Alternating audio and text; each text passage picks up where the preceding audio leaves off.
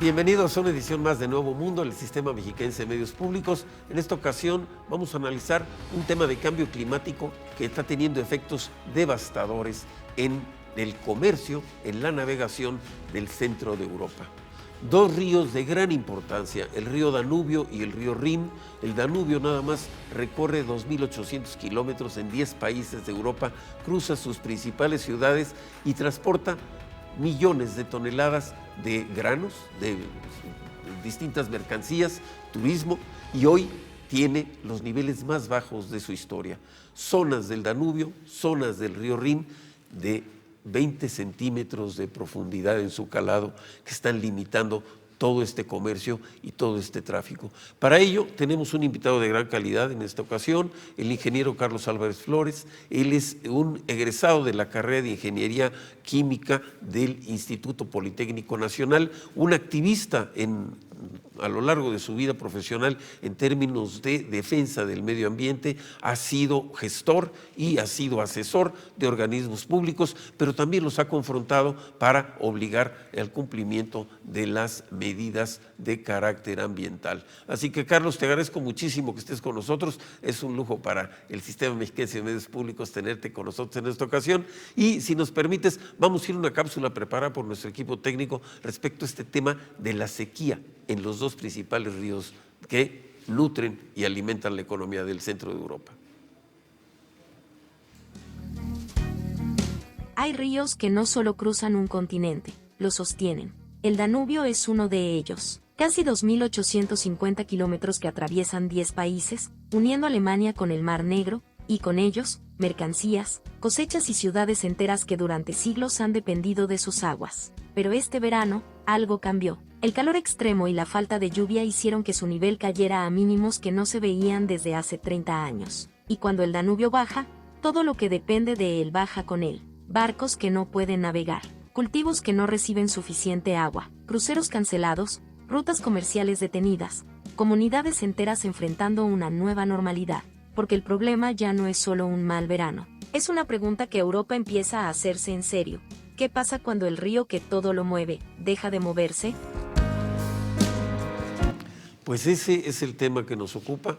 Europa históricamente ha tenido estos ríos, el Danubio y el Rin, que tienen mil historias, música y sobre todo una gran importancia económica. Al recorrer 10 países el Danubio, al recorrer el Rin desde los Alpes suizos hasta la costa de los Países Bajos, tenemos estas dos redes fluviales que son más eficaces, más baratas, más rápidas que muchas carreteras y permiten, funcionan y ayudan a la economía del centro de Europa y a su desarrollo. Hoy estamos platicando con el ingeniero Carlos Álvarez Flores precisamente de esta sequía, de las causas de esta sequía, el cambio climático que tiene impactos gravísimos en términos sociales, en términos económicos, en términos energéticos en Europa. Así que bienvenido, Carlos. Me gustaría tener tu opinión respecto a este tema de la sequía y los bajos niveles de calado en los ríos tan importantes del centro de Europa. Con mucho gusto, Lorenzo. Antes que nada, muchas gracias por la invitación. Un saludo a todo tu público, a todos esos millones de mexicanos y más allá, por supuesto, del mundo que vean el programa. Entonces, mira, en 1992, en Río de Janeiro, en junio, para ser exactos, se realizó aquella primera gran cumbre de medio ambiente, 140 y tantos países, y ya se hablaba del calentamiento global, ya llevábamos la medición. ¿Quién midió la temperatura? Pues nuestros vecinos del norte, ¿verdad? Cuando llegaron acá a colonizar arriba, aquí al norte de nuestro país, ellos empezaron, tenemos 200 y tantos años, más o menos, midiendo la temperatura. ¿Qué pasó? Pues que hoy podemos ya decir con toda certeza que estamos calentando el planeta. ¿Por qué? Porque el clima no son las condiciones que va a haber hoy, no. El clima es el promedio de las condiciones meteorológicas de presión, temperatura y por supuesto las lluvias de 30 años, el promedio. Entonces el clima del planeta, ahora sí, en 30 años ya lo medimos, lo promediamos y hemos estado así, sin ningún, no se ha detenido. El calentamiento va en una vamos a decir, una gráfica, ¿verdad? Ascendente. No hay, la pandemia como que así como que se quiso estacionar, pero no pasó nada. Siguió subiendo. O sea, llevamos 30 COPs, 30, ¿verdad? Imagínate, 30 reuniones globales, ¿y sabes qué? Tenemos petróleo para 100 años. O sea, aquello de que se iba a acabar el petróleo en el 2000, me da risa porque en los 90 decían, no hombre, se va a acabar. No hombre, no se va a acabar. Entonces el problema es la gran irresponsabilidad de China, Estados Unidos, la India, y los que se preocupan un poco más son los europeos, pero en realidad ellos son poco en el volumen de más de 45,000, ya casi 50,000 millones de toneladas de CO2 equivalente al año, pues ellos no son gran parte. Entonces, en tanto China, Estados Unidos y la India, que son los tres más grandes emisores, que son el 42% de las emisiones totales, no hagan nada, pues seguiremos calentando el planeta. Las petroleras, ellos quieren seguir adentro del negocio. Como dicen, ya hubo una renuncia ya internacional, que un tribunal responsabiliza a las petroleras. Las que tendrían que pagar los 600,000 millones de dólares, de 400 a 600,000 millones de dólares, son los daños a los ecosistemas en el mundo. Eso lo acaban de decir en la COP28. Banco Mundial dijo, oscilan entre 400,000 y 600,000 millones de dólares cada año. A todos. ¿A quiénes? Pues a todos. Unos son más vulnerables que otros. Ahora, vamos a centrarnos en Europa. Europa, acuérdate que es el viejo continente, es la cultura del mundo. Los novatos somos los americanos y los asiáticos. Ya no digamos África u Oceanía. No, es Europa. La cuna de la cultura mundial es Europa. Llámese Roma o Londres o París, donde quiera. El tema es que los ríos allá, ellos sí entienden perfectamente la función de los cuerpos de agua y los cuidan. Imagínate, aquí tenemos el río Lerma, Tula y Atoyac. Son los 3 ríos más contaminados del mundo. Solamente el Lerma tiene 1,090 sustancias químicas en ahí adentro. 1,090 sustancias químicas, es una vergüenza. O sea, nosotros somos un país arcaico. Yo digo, estamos en la prehistoria nosotros, ¿verdad? Pero el problema central es las petroleras. O sea, no hemos podido reducir las emisiones. El señor Donald Trump llegó y dijo, al diablo se va el Acuerdo de París, y se volvió a salir ahora en su segundo periodo. China dice, si Estados Unidos no hace nada, no, yo tampoco. Y la India dice, si China y Estados Unidos no hacen nada, yo tampoco. Entonces ellos no tienen prisa. Pero aquí están los resultados. ¿Quién? Europa. ¿Quiénes se han tomado en serio? Y tampoco, ya ahorita se relajaron tantito por la guerra, por Rusia, por el cochino ese acueducto, ese gasoducto, ¿verdad? Que Alemania aceptó indebidamente tener el abastecimiento de Rusia, y ya ves cómo están las cosas. Hoy están arrepentidos los europeos, están regresando ¿a qué? A lo que nunca debimos abandonar. Bueno, no hemos podido instalar la energía nuclear, Lorenzo. El problema es que la energía nuclear ya nos pudo haber sacado a todos del agujero, pero las petroleras pagan, controlan las economías. La economía mundial está petrolizada, porque el petróleo no solamente es gasolina y combustibles y gas y diésel y combustorio, no, son todo lo que tú, plásticos, medicamentos, plaguicidas, lo que tú me digas sale del petróleo. O sea, si algo ha estudiado la humanidad, yo critico a los científicos porque digo, ¿cómo es posible que lleven 120 años dedicados a desarrollar nada más el petróleo? Y todo lo demás de la naturaleza, ahí está todo. En los ecosistemas están todas las sustancias que necesitamos, todas. Los cochinos fertilizantes químicos, los plaguicidas tóxicos salen del petróleo y están acabando y ayudan a que el calentamiento global sea más crítico. ¿Por qué? Porque destruyen el suelo. Y el suelo es la base de todo, ¿eh? Fíjense bien. El suelo es el que juega el papel más importante en el tema del calentamiento global. Nosotros perdemos el planeta de 4 hasta 10 millones de hectáreas de cubierta forestal cada año solamente por incendio. Y si agregamos otras 4 o 5 millones de hectáreas de cubierta forestal por el desarrollo urbano, turístico, minero e industrial y agropecuario, entonces completamos el esquema negativo. O sea, quitamos la cubierta forestal, perdemos el suelo, ya no capturamos ese carbono, porque el mejor sistema de absorción, de captura de carbono natural, es el suelo y la cubierta forestal. Y nosotros la estamos quitando para el desarrollo o quemándola indebidamente. Entonces, estamos haciendo exactamente... Si nos permites, Carlos, sí. En ese sentido yo sí quisiera quedarme con esta parte del incendio forestal.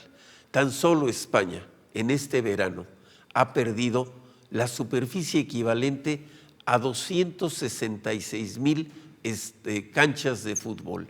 250,000 de canchas de fútbol se han quemado con graves consecuencias climáticas. Si me permites, dejo esta idea con nuestro público, vamos a un corte y regresamos con este tema tan importante del cambio climático y sus efectos en el centro de Europa.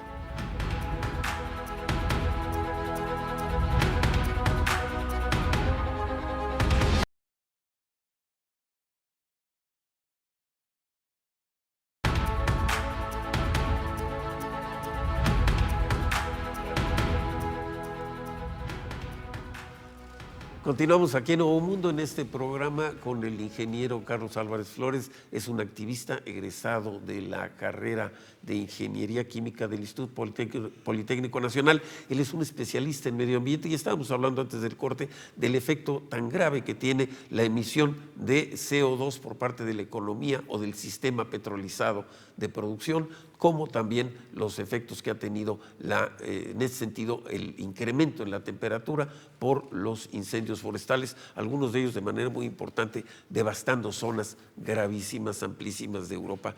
Carlos, estábamos comentando esto y realmente ya pues el impacto que está teniendo esto en términos de altas temperaturas, Europa está registrando las más altas temperaturas en el verano de muchos años. Vemos que la temperatura de las aguas del río Rin y del Danubio rebasa los 25 grados centígrados, independientemente de que los niveles de cabotaje están en los más bajos niveles de su historia, algunas partes con profundidad de 9 a 12 pulgadas, es decir, 20 a 30 centímetros. Esto pues, realmente es un cambio muy importante, un riesgo muy grave y sobre todo es un indicador que pues tiene que llamar la atención no solamente al continente europeo, sino al sistema global para preservar, restaurar y en su caso revertir el cambio climático. ¿No es así, Carlos?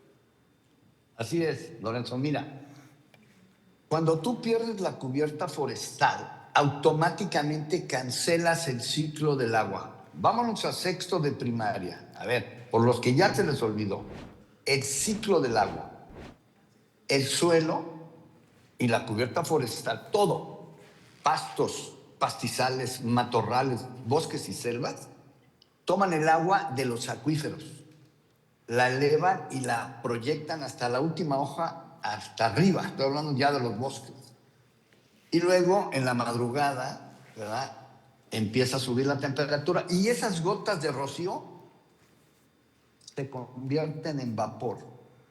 Esa es la maravilla del ciclo del agua. Esto que te estoy platicando ya lo midieron en el Amazonas. Ya pusieron sensores para medir cuántos millones de toneladas de vapor de todas esas gotas de rocío se evaporan. Y luego van, chocan en la cordillera de los Andes, que son piedras frías, y entonces al tocar ese vapor se condensa en agua. Y esa agua cae y ahí es donde nace el Amazonas. Y luego recoge todo lo que puede en el camino, contaminantes, nitrógeno, fertilizantes químicos, y luego vierte al mar. Ahí van los nutrientes para las zeolitas, para unos microorganismos que dan el oxígeno en el mar. Ese es el ciclo del agua. Pero si tú quitas la corteza vegetal y los árboles porque estás construyendo fábricas o vivienda o se quema, pues entonces no hay ciclo del agua, entonces no hay nubes. Y si no hay nubes, ¿cómo va a llover? ¿Me explico? No llueve, va a llover donde hay esa cubierta forestal. Entonces el precio que está pagando el mundo entero es esa. Si tú quitas el suelo y la cubierta forestal, pues ya no va a haber agua. Y ahora hemos colocado también por otro lado, porque este calor hace que coloquemos más vapor de agua. Fíjense bien, no solamente es el CO2, el metano y los gases refrigerantes, ¿no? Y los óxidos nitrosos, estos son muy importantes. se generan en cualquier combustión o en, o en la aplicación de la urea, que es un fertilizante químico, que calientan mucho el planeta. Pero ahora, a ver, entonces, ¿qué pasa? Que ya no hay agua. Por eso esos ríos, pues cada vez tienen menos agua. Sin embargo, hoy México está recibiendo más agua. Acabamos de tener estas lluvias del año pasado y pero acuérdate de hace 2 y 3, estábamos secos también, porque ya cambió todo el equilibrio climático de este maravilloso planeta azul, cambió. ¿Por qué? Porque seguimos calentando el planeta, seguimos emitiendo más emisiones y seguimos cancelando los sistemas naturales de captura de carbono. Ese es el precio, mi querido Lorenzo. Y esta es parte de una cultura que requerimos los habitantes de este planeta en este siglo de preservación y de cuidado ambiental. Hay quienes piensan que la deforestación permite ampliar los espacios en términos agrícolas y entonces dicen quitamos árboles y ponemos a hacer sembradíos, pero sin reconocer que eso va a degradar la calidad de los suelos, va a aumentar la temperatura, va a generar sequía, cuando la armonía de un ecosistema es precisamente preservar la biodiversidad. Y en este caso, Carlos, yo quisiera comentar contigo que en el caso de Europa, que es muy interesante, estos ríos, el Danubio y el Rin, pues el Danubio, te repito, cruza 10 países. Las barcazas con 5 litros de gasolina apoyándose en la corriente del río pueden mover cientos de toneladas de producto que en su caso tendrían que moverse con automotores, con camiones Torton moviendo más de millones de contenedores. Esta ventaja de los ríos fluviales navegables, que hoy no lo pueden hacer por los bajos niveles de profundidad, está teniendo este costo, nos está pasando la cuenta el medio ambiente de esta degradación ambiental. En el caso de Serbia, Rumania, Hungría, se están desutilizando, están bajando la producción de sus plantas nucleares porque no tienen suficiente agua para hacer el enfriamiento. Y tú mencionabas, y esto es muy importante, el tema de la energía nuclear. Hay quien le tiene miedo a la energía nuclear, hay quien reconoce, y es importante saber el cuidado con el que se maneja, pero Francia y Alemania, Estados Unidos, tienen decenas de plantas nucleares sobre las cuales producen una parte muy importante de su electricidad sin daño ambiental. ¿No es así? Así es. Fíjate que Greenpeace, hay muchos Greenpeaces, digo yo, pero Greenpeace Estados Unidos detuvo en los 70s, en la década de los 70, 15 plantas nucleoeléctricas. 15. Yo conozco una en Midland, Michigan, 2001, ahí estuve. Entonces, del grupo Dow Chemical. Yo estuve ahí y dije, bueno, ¿y por qué está? Pues por Greenpeace. O sea, las petroleras le pagaron a Greenpeace Estados Unidos. Porque Greenpeace México es otra cosa. Y Greenpeace España es otra. Y Greenpeace Alemania es otra. O sea, ese Greenpeace toma diferentes caras. Pero en el caso de Estados Unidos, está a favor de las petroleras cínica y descaradamente. No se vale que hayan detenido la energía nuclear. Y Chernobyl claramente fue un sabotaje. Y en cambio, Fukushima, pues es un accidente. Porque pues Japón es una isla pequeña. Ellos están en riesgo de extinción para acabar pronto. Si seguimos calentando el planeta, el nivel de agua de los mares ya está subiendo. Y en 20 años, si no cambiamos, Japón se me hace que se puede ir del mapa, ¿eh? Y cientos, por no decir miles de islas. Pero nadie lo cree, nadie cree. El señor Trump dijo, es que el calentamiento global es un cuento. Y luego dijo, chino, aludiendo a China, ¿verdad? Es un cuento. No, es un irresponsable. El señor Trump y también el señor López Obrador van a pasar a la historia como los dos líderes políticos de este momento crucial, como los más irresponsables por obedecer a los intereses económicos del petróleo. De manera que estamos mal. No queremos entender que la nuclear nos saca. Las otras dos ayudan, ¿eh? No son suficientes, ¿eh? Ni la eólica ni la solar. Pero el aire y el sol es gratis, mi querido Lorenzo. Es gratis todos los días, mira, es gratis. Entonces, pues estamos mal. Si tenemos gratis el aire y el sol, la que sí cuesta no tanto. Mira, ¿sabes cuánto cuesta una de 1,600 megawatts, una nucleoeléctrica? Vale $6,000 millones. Yo en lugar de tirar esos $20,000 millones en Dos Bocas, porque eso fue tirarlo, hubiera hecho 3 nucleoeléctricas de 1,600 megawatts, una en Tijuana, una en Oye, Querétaro, Carlos, y hay una también en Mérida. Hay modelos también de construcción de menor tamaño de plantas nucleoeléctricas que son más eficientes y que pueden asegurar un nivel de seguridad y control en el manejo de sus desechos, sobre todo, ¿no? También, o sea, por eso yo digo, miren, Europa está pagando, y vaya que ellos, Alemania sobre todo, ¿verdad? Que ellos son de los que más cuidan el medio ambiente. Ellos tienen un presupuesto 70 veces mayor que el de México para medio ambiente y son 6 veces menor que México. 70 veces. Lo que gasta México es una miseria y Alemania le mete 70 veces más dinero. Pero ellos son alemanes, ¿verdad? Ellos son alemanes y entienden. Nosotros no entendemos, no estamos en las cavernas. Pero bueno, vamos a Europa. Ellos sí utilizan sus cuerpos de agua para navegar. Bueno, ahí también tienen una falla. Aunque Dinamarca, yo estuve en Copenhague hace 4 años, ¿y qué crees? Que me subí a una lancha y me dijo una amiguita de mis hijos, me dijo, mira, te voy a subir una lancha eléctrica, ándale.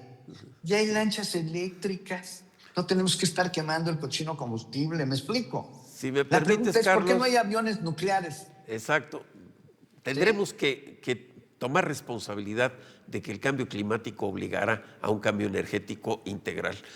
Yo quiero agradecerte la participación en este programa, estamos concluyendo. Me quedo con estas ideas tuyas, sobre todo este llamado tan vehemente a la responsabilidad social sobre la conservación, pero también te voy a comprometer porque tú eres un especialista en manejo de residuos y yo quisiera que tuviéramos una segunda plática en el futuro sobre cómo reciclar y cómo generar economía circular al respecto. A usted, querido amigo que ha estado con nosotros en este programa, le agradezco que nos acompañe, pero sobre todo que recordemos que en la defensa del medio ambiente estamos defendiendo nuestro futuro y en eso no somos testigos, sino también protagonistas. Lo espero en la próxima edición de Nuevo Mundo.